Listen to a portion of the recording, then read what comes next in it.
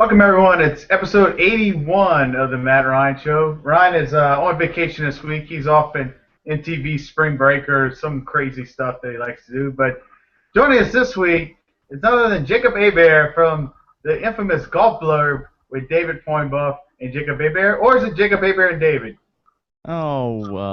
Since I edit everything, it's always Jacob and Dave. And if you saw our little YouTube video from last week, you'll get the drift from that.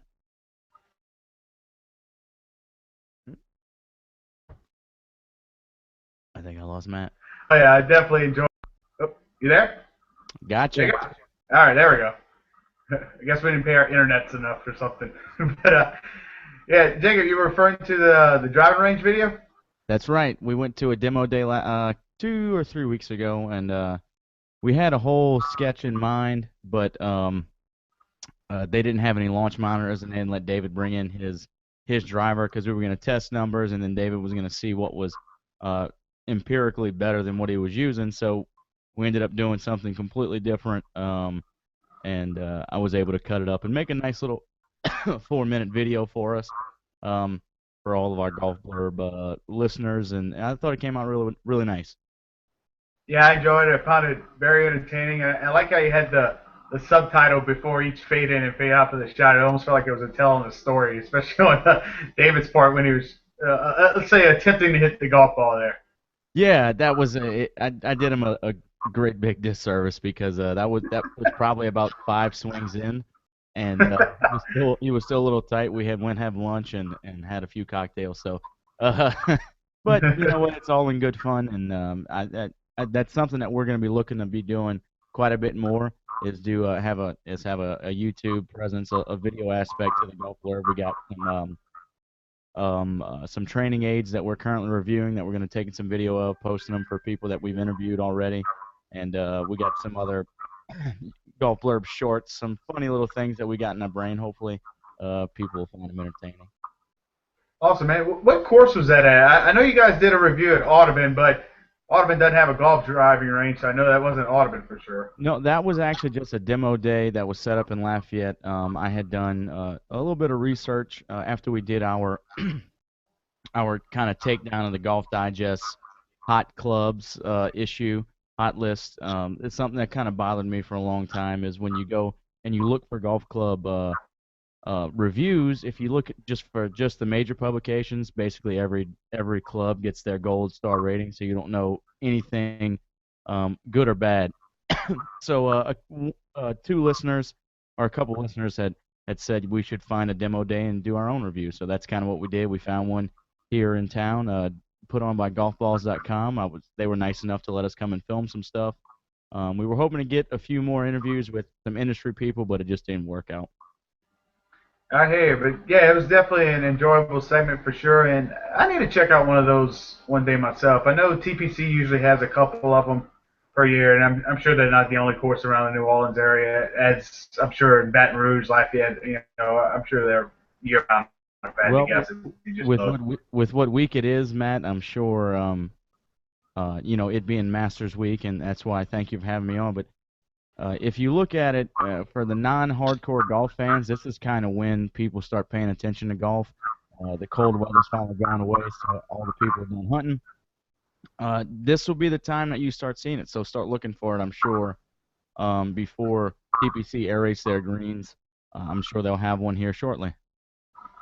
Yeah, especially with the Zurich coming just 2 weeks after the Masters. Yeah, I could definitely see them aerating them not long after that. They usually do their special right after the Zurich where you get to kind of play it in tournament conditions, and then, like you mentioned, not long after that, usually early May, they punch them up and get the course ready for the summertime Absolutely. when we all get crazy enough to want to go play it in 100-degree heat.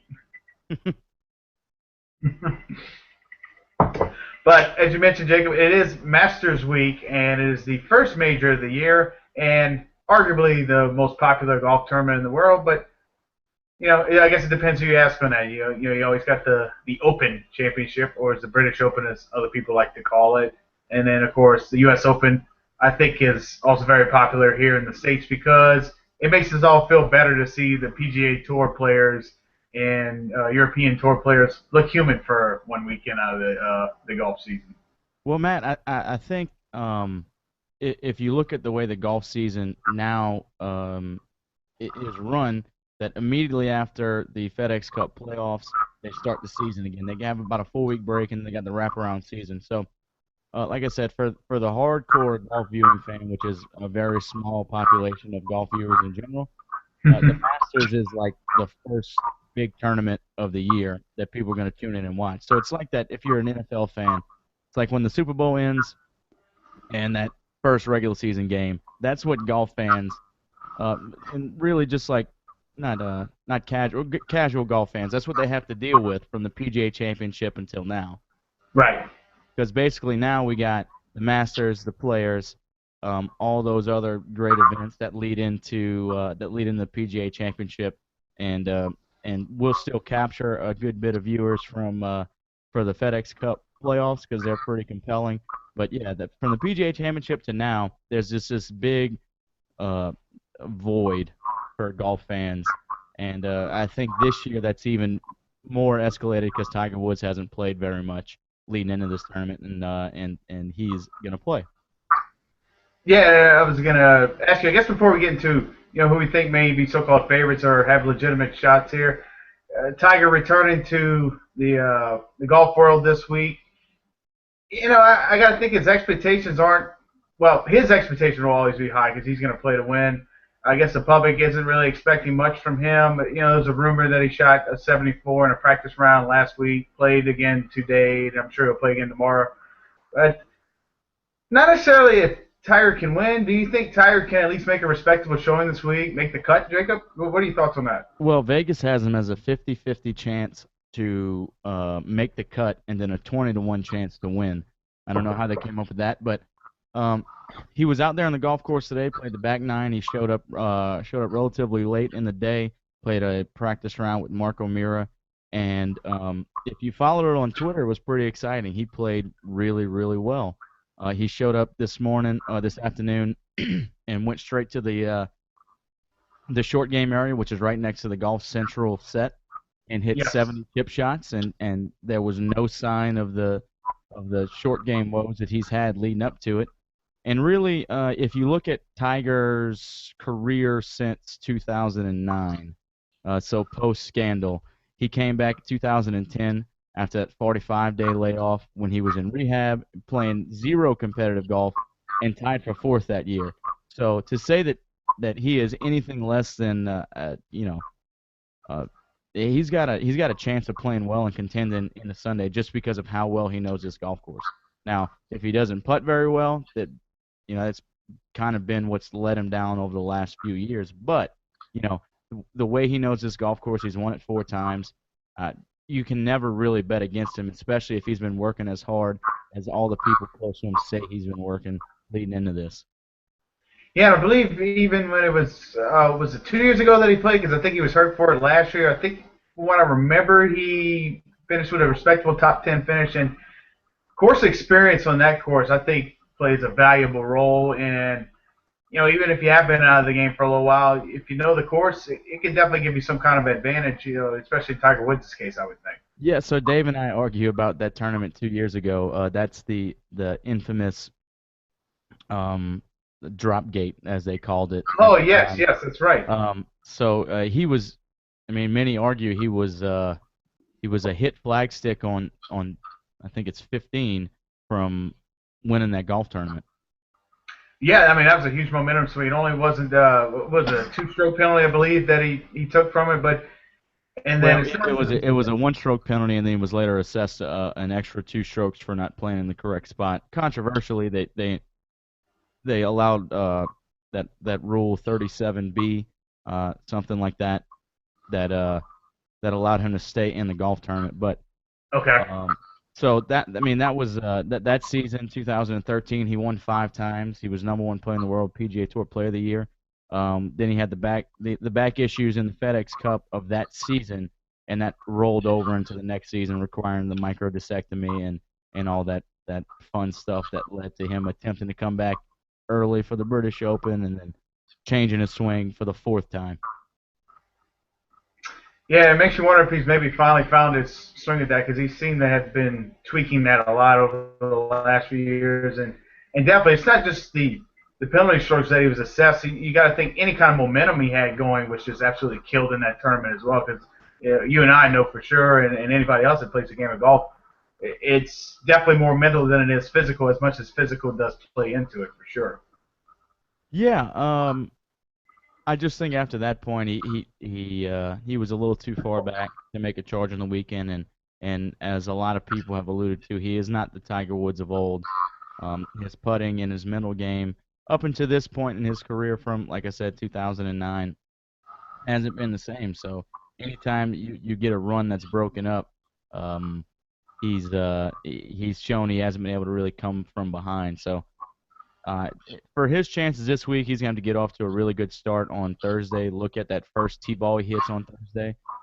He's shown a propensity when he's played really bad at the Masters to play the first hole really, really terrible. If he plays that well on Thursday, it might be a sign that he could contend. And if he doesn't, maybe I still think he makes the cut regardless. Now, if he's in contention or if it's kind of that 2012 Masters where he was just a non-factor and went off at the very early tee times on Sunday, it remains to be seen.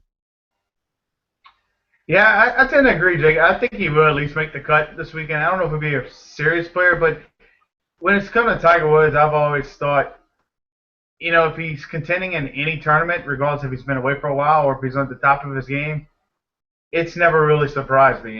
He's still got a legitimate chance to still go down as the best ever. Maybe when it's all said and done, he may have already the work could speak for itself. What he's done. I guess it just depends who you ask. I think if David's watching this right now, my co-host, he is trying to find a way to dial into this so he can dispute that Tiger Woods will go down as the greatest ever. Me and him have a standing $100 bet that Tiger will not pass Jack Nicklaus. So I asked him last week when it was still up in the air if Tiger was going to play or not. If I pay him now, what does he owe me when Tiger passes him in 3 or 4 years? And I got back a colorful response that we can't share on the air. But so David does not share your sentiments that Tiger could be the greatest ever. Yeah, I mean, I still give it to Jack, but he's still got a legitimate shot. Especially, I think these days, so if anybody would ever win a major, I think right now, just from a physical standpoint, I put Tiger Woods maybe at one of them that could possibly pull it off, and then maybe whenever Rory McIlroy gets to that age, many years from now, it's just the physicality and the fitness of the players these days that I can see somebody at 50 winning a major. I mean, yeah, look at Fred Couples. That guy's always contending for the Masters every year, it seems like. Yeah, especially on that golf course. David just sent me a text message that yes, he's watching, and he says 18 is greater than 14. Well, yeah, no, we're not disputing that. Actually, he put it wrong. It says 18 is less than 14. So, Dave, if you're looking, you typed it wrong, buddy. Sorry. Um, so let's get on to why you asked me, and let's kind of get into the meat of the Masters. Yeah, absolutely, Jacob. First off, I guess before maybe who you think's going to win it, who you think may be a so-called dark horse? Maybe not a name that maybe fairly well known, but nobody really ever thinks that could pull one out this week. A dark horse. It's probably somebody who's played well in the past and is not showing really good form right now. That could be anybody. Brando Chambly on Line from the Masters just said that the way the winds are forecast for the weekend, it's a wind that was really prevalent in 2003 and again in 2007, if I'm quoting him correctly, which is the year that Zach Johnson and Trevor Immelman won. So Okay. those are guys that came from out of nowhere to kind of win. The way Augusta is set up now, it really does favor long hitters, long accurate hitters. Of course, Bubba's not the most accurate hitter, so But it it's seems going like to take that plays to his style of the game, though.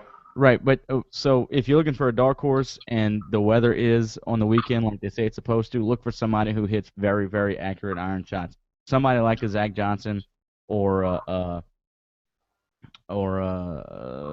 I really can't think of another guy that's like that. Maybe a Brant Snedeker who can punt well, but's not the longest person, somebody who's going to lay up on all the par fives and not get close to make birdies.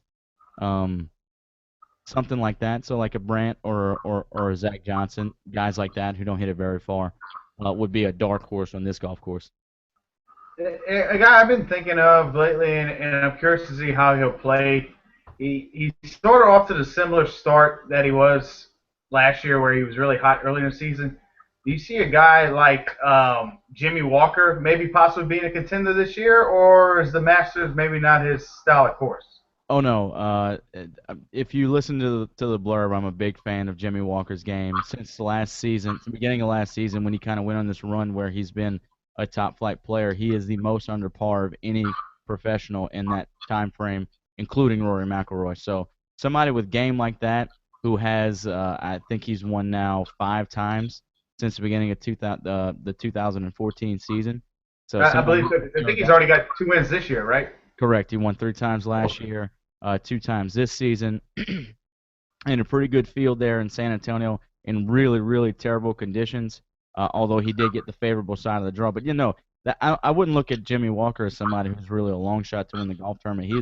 He's a top flight player, and I, when you ask for a dark horse, it's somebody who doesn't have the game suited for the long game. A guy who's going to dink and dunk around and be very strategic with the way he plays his approaches into those really quick and undulating greens. Absolutely.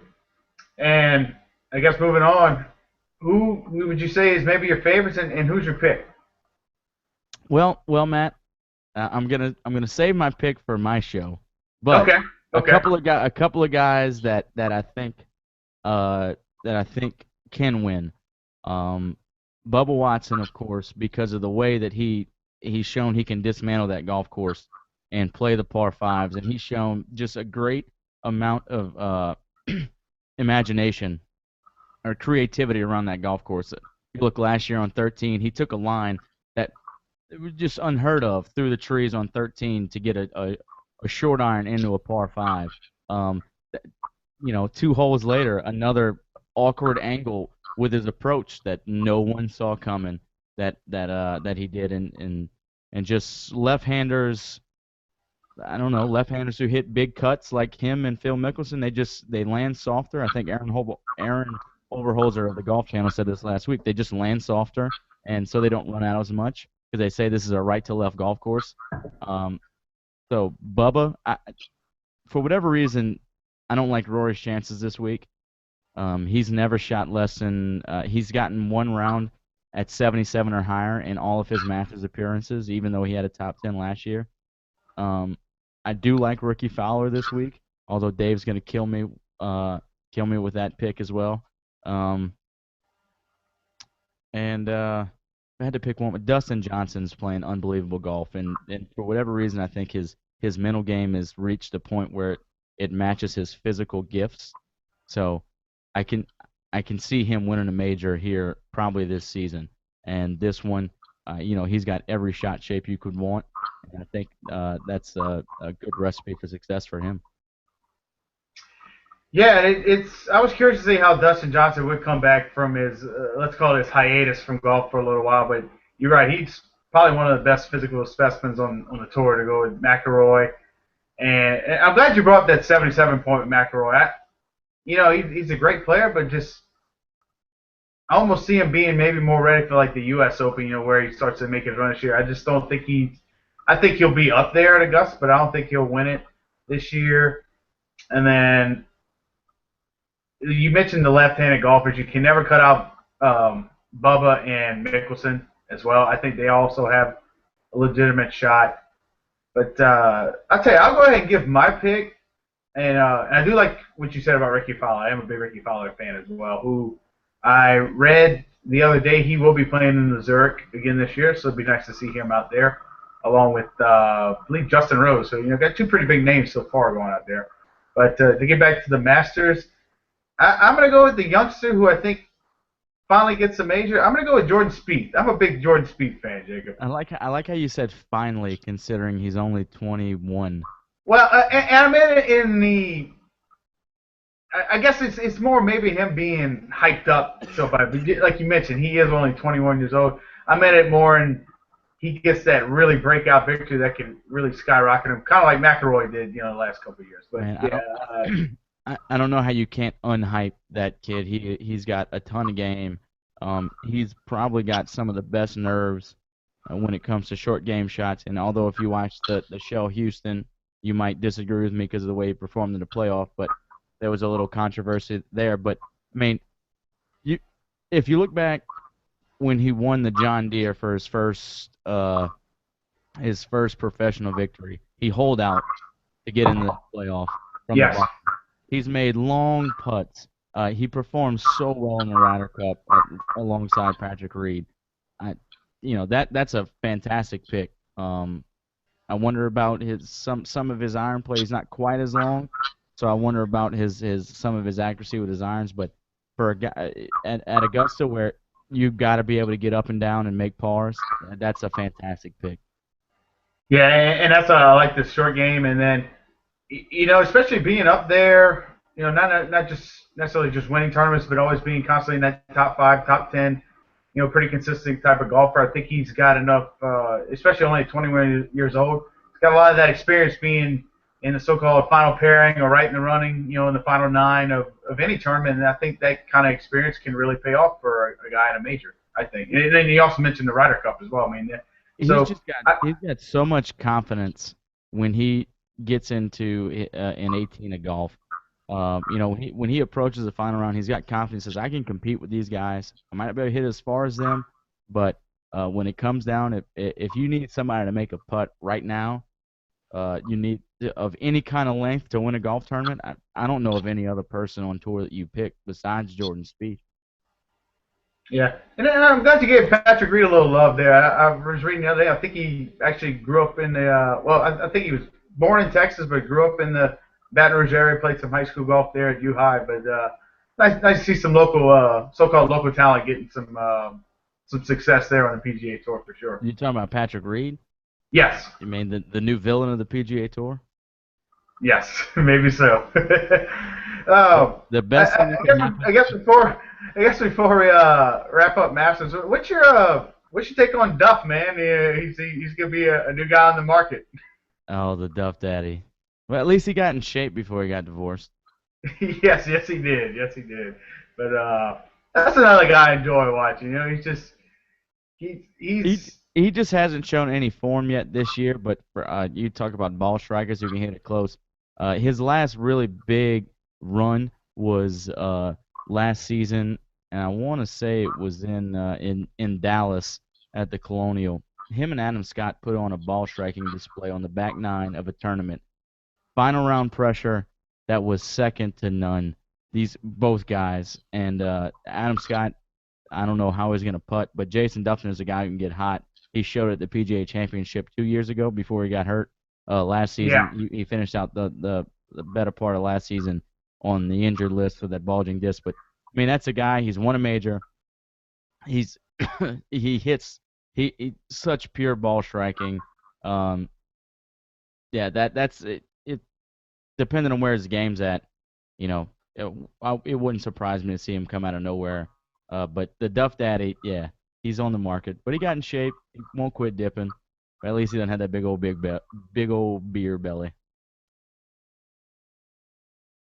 I think he's hope for all of us average folks that we can pull a thermometer. You're right.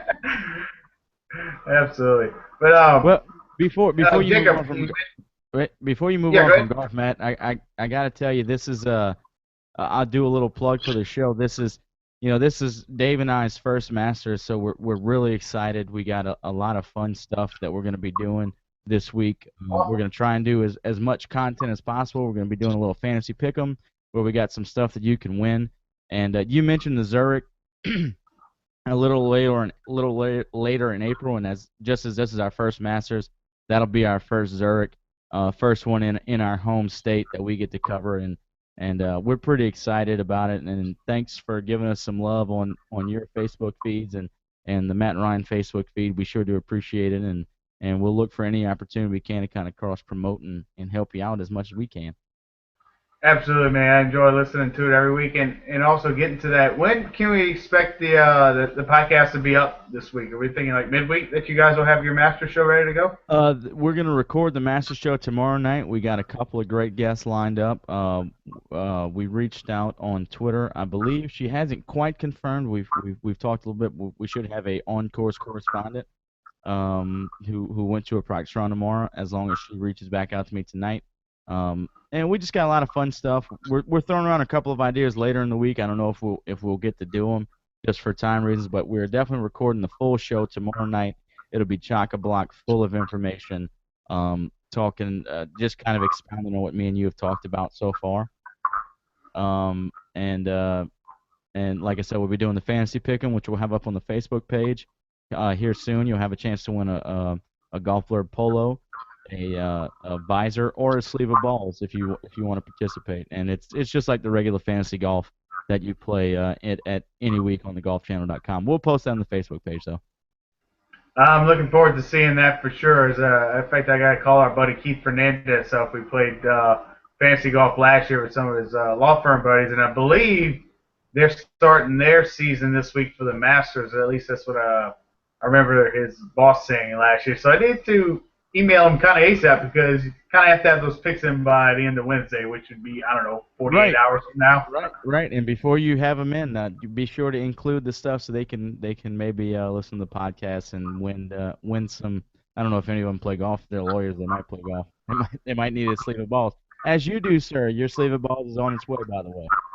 Awesome. And yeah, as soon as I get him in, we'll definitely show him on the air for sure. And well, no, Keith, he may need a couple sleeves of balls. He likes to do some landscaping on the course from time to time. The couple of times we've actually played golf with him.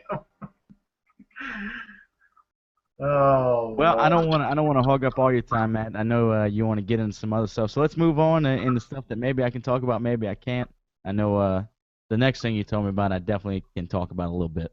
Yeah, absolutely. I mean, of course, I'm a big fan of the Masters, and Ryan picked a good week to go to MTV Spring Break out there. But getting into it's opening day for Major League Baseball, and Jacob and I have always been some pretty big baseball fans from since we were kids and all that stuff. But Jacob, I guess in such a sort of a rapid fire segment, who do you like this year in the major leagues? You got any World Series picks? Well, I saw your World Series picks, Matt, and well, I agree with one of them. I would look probably to somebody else in the NL. I do like the Red Sox probably to make a deep run into the playoffs. They did a lot of really nice moves, and not saying that's because the team that I unabashedly root for, but it just seems like they put together a likable team. I don't know what the pitching staff's going to be like, but Clay Buchholz threw a really good game today. But they've got a lot of great young talent that didn't give up to get anybody, and they've got enough stuff in the farm system to go out and get a top flight starter if that's what they need. Come post All-Star break, getting into the playoff push, but are they gonna hit the ball with the Panda and Hanley Ramirez and all those guys. Yeah, especially with they had 5 home runs today in opening day, I think I read, and then Ramirez had two, and somebody else had two, I want to say. Dustin Pedroia had two, and Hanley Ramirez had a grand slam. I'm not sure if he had two, but I know he definitely had a grand slam, and Pedroia had two himself. Okay, yeah, I kind of heard them talking about something, and them mentioning something that may have been, it was like first Red Sox players to both hit two in a game since whatever, so it may have been that, but I may have also misheard it or something like that, but yeah, I did see the highlight of the granny from And Ramirez for sure. I kind of really like either the Dodgers or the Cardinals to come out the NL. It seems like a pick that comes around every season, but I really like what the Dodgers did in the offseason. They trimmed some fat, and I think they added stuff in all the right spaces. The Padres did a really good job of totally reorganizing their roster on the fly to compete in the NL West. The Giants probably did the worst, and they're the defending World Series champions. So either the Cardinals or the Dodgers to come out of the NL, for me anyway. Yeah, it's kind of hard to go against the Cardinals. They've probably been the most consistent franchise the last 20 years or so in baseball. And then Also, not to mention the Dodgers. They've been in the playoffs the last couple of years. Solid ball club out there. And I'm glad you brought the Padres. Yeah, they've had a nice roster overhaul this year. And I was reading some of the odds earlier today too, and I think Vegas agrees with you too. I think they had the Padres as I want to say it was somewhere in the top six as World Series favorites this year. So even if I can see maybe them and the Dodgers battling it out for that NL West, especially if the Giants take a step back. As you mentioned with the roster turnaround. I don't think they'll take a step back. I just think that I think last season they won under 90 games, and they got in as a wild card. I know they expanded the wild card so it's a little easier to get in, but uh, I just think everyone else has done enough, has added enough to where that it's going to take another superhuman effort by Madison Bumgarner. They got too many questions in their rotation, and now they lost that big old bat with the Panda. That's going to be Right. tough to replace. Yeah, that guy was absolutely clutch in the playoffs for them for sure. And now you add him to the Red Sox along with Poppy. I mean, that's two of the most clutch postseason hitters right there, and they're on the same team. Right, right. But I saw your picks, Matt, and I'm interested to see why you went with the Nationals on your Facebook page. they're one of those teams that, at least on paper, I've been waiting for them to try to translate it to the field. They've always had some offensive pop. It seems the last couple of years with Harper and Zimmerman. Now, can Harper come back from that injury? Not really sure. And then they also added the name is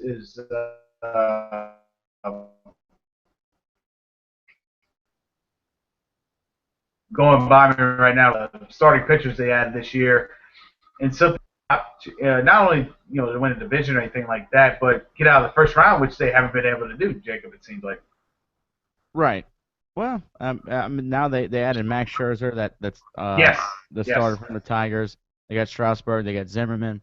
They of course they got bats, so it always seemed like it was manager related with those guys. I don't know how much a Major League Baseball manager can affect the game, but it seems like is it Bud Black that coaches the Giants? For whatever reason, he always seems to get the most out of his squad. Um, in the playoffs, and when it's real strict, when it comes playoff time, you can either have a hands-off approach, which like a Terry Francona used to have, a hands-off approach in the playoffs, or you can start to overmanage. And I think Tony La Russa was always they always killed him for overmanaging in the playoffs, and kind of going away from a style of baseball that you were successful with during the season. That's what I always saw with the Nationals, but they added another top flight starter, and as the Sox showed a couple years ago, as the Giants showed last season, when it comes to the playoffs, it's big time pitching that wins, that beats big time hitting most of the time. Oh yeah, I'll take that bet every time. And big time pitching will keep you in every game, even if the bats are cooled off. If you're putting zeros up there in the inning frames, it'll keep you on there. You'll get a run eventually, especially in Right. a playoff game. Those are usually lower scoring. Matt, do you think the Royals can kind of build off the success they had that last year? They got a bullpen that's just unreal, and you got. I mean, you hope that all those guys stay healthy, but um, it, they were a couple outs away from advancing themselves to the World Series last season. Oh no, they were in the World. Well, I don't know. My brain's a little foggy. I remember they were known for being the comeback kids last year. It seemed like, and I think with that bullpen, I think that can make them pretty decent again this year. I don't know if maybe they'll win a division, but I think they could get one of those wild card spots, and then once you get in the playoffs, it could be anybody's game. But I think they'll put a competitive ball club out there again this year. Awesome, awesome. But yeah, before we head off in the Lsu Baseball, I'm kind of losing you, Matt. oh, can you hear me now? Can't I got you. So Okay, yeah. you want to move on to some LSU baseball? Yeah, we're gonna give the viewers some LSU baseball. You're more than welcome to stay if you want, or if you want to give the viewers a last plug about the golf blurb this week, man, you're more than welcome. All right, cool. I'll do that. So, for any of you Matt and Ryan viewers that enjoy golf, you can check us out on iTunes at the Golf Blurb with Jacob and David. We got a Facebook page, the Golf Blurb with Jacob and David, and also our Twitter feed is at Golf Blurb Thibodeau. No, at the Golf Blurb on Twitter. That you can follow us. Everything is cross-referenced, so if you follow one of those mediums, you'll catch all the updates. Matt, thanks for having me on. I sure did enjoy it. Yeah, thanks again for coming, Jacob. And as soon as you guys post that link, we'll be sure to post it on our page. And I hope you guys will continue your golf course review segment as well. I enjoyed that as well. And I had to keep cracking up about the part where you were mentioning that some of the golfers will go warm up at the driving range over there in St. Rose. I know that one very well. And you're right. It's especially from there. If you have traffic, it's about a 30-minute drive, despite it being about 6 miles from the golf course. Right. So you got. I think our next one we're gonna do is Grand Bear out in Biloxi. Yes, I played that once. So and then we'll be following up with, I think, either Chapelaya or Latour. It depends on when our championship is. But these are all courses that me and David are going to play together at the same time. So that's where we'll get our reviews from. So thanks for having me, Matt. Absolutely, and look forward to seeing the show this week, Jacob. All right, thanks. Bye. Take care. And that was Jacob Bear from the Golf Blurb. We'll be sure to post that on our page later this week once they get that recorded. I believe they're recording tomorrow night, so I'm guessing it'll probably be posted sometime either Wednesday or Thursday.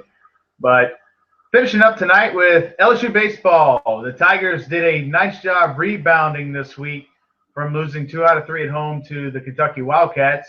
This past week, played in the Wally Pontiff Classic that's played annually. The Tigers got a little bit of payback this year by beating the Louisiana Lafayette Raging Cajuns on the Tuesday night, and then went on the road to play at Hoover, Alabama, instead of Tuscaloosa because Alabama was renovating the baseball stadium. But the Tigers, they made it a little hard on themselves, but credit Alabama for playing well. 2 out of the 3 games went to extra innings this week, but LSU was able to come off with a sweep on the road and get the SEC record back up to 8-4 and stay on pace for that sort of 20-10 mark, which is usually the almost, I don't want to say guaranteed, but it's a good blueprint to get a top 8 seed, especially playing in a tough SEC where the top 3 teams in the country are ranked from the Southeastern Conference right now, with Vanderbilt at 1 and Texas A&M at 2. If you get to 20-10, you have a very good chance of being a national seed, which gives you home field, at least in your stadium, going into the college baseball playoffs for the regional. And if you advance, you'll host the super regional at least. And let's just say mathematically it makes your road to getting to Omaha for the College World Series easier. But one thing to take from this weekend was for the second straight week, Jake Godfrey, the Sunday starter for LSU, sort of struggled, caught some bad breaks in the first inning and just went out early. But middle reliever Austin Bain, a freshman, came out of nowhere, and he's been pretty solid this year in relief, but came in and threw 6 2/3 shutout innings in a game where LSU was down 4-2, and him along with the rest of the bullpen held Alabama scoreless for the rest of the day, to where LSU was able to get enough runs and come back and win that game on Saturday, because it was a Thursday-Saturday series before it being Easter. And Bain went on to win SEC Freshman of the Week. So with that said, one, I thought that was the most intriguing fact, and it'll be interesting to see if Godfrey keeps his weekend spot, or do they go at Bain and maybe bring Godfrey down to midweek to get some of his confidence back. He's a guy that has the physical tools of a guy like Alex Lange. He's got the mid-90s fastball. It just maybe mentally he's not quite there yet, but it could also just be 2 bad starts. We don't know. We'll find out soon enough as it is when LSU takes on the Auburn Tigers this weekend. But also, I'm curious to see if Jake Fraley, starting left fielder, will be back fully healthy into the field at least. He did get some swings at bat. I could see LSU maybe resting him, at least for the midweek games, until we get to the SEC play with Auburn, just for the fact you never know with a hamstring injury. It's a thing that you come back from for a week, or if you re-aggravate it, it can linger all year. So curious to see what happens with that. But with that said, LSU with 2 midweek games this week at home. I believe the Wednesday game is against Northwestern State, and I'm trying to remember who they play tomorrow night. I believe it's UNO, I want to say, but it's one of those in-state schools.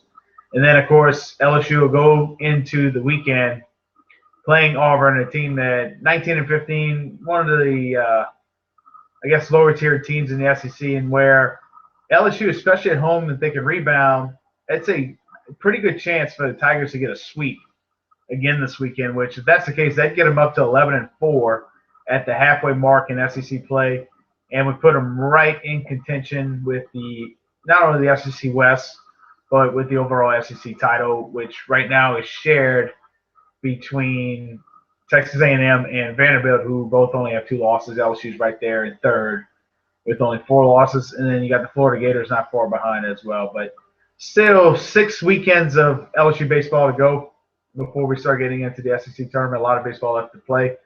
And starting this Friday night, the conference play will start again, as I mentioned, with Auburn. But that's pretty much all we have for tonight. This is our master show. As you see, we decorated the setup a little bit for that. Ryan will be back from spring break next week for episode 82. And I'm sure we'll be recapping the Auburn series. We'll talk a little bit about the Masters as well. And who knows what else. That's the best thing about this show. We have an outline, but not necessarily a script. And that's what makes this show so unique. But be sure to tune in next week. And also, we'll post a link for the Golf Blurbs Masters Edition show. Be sure to tune into those guys' podcasts as well. It's very entertaining. They do a very good job. And look forward to listening to Jacob and David on that as well. With that said, as we always end our show, good night, America.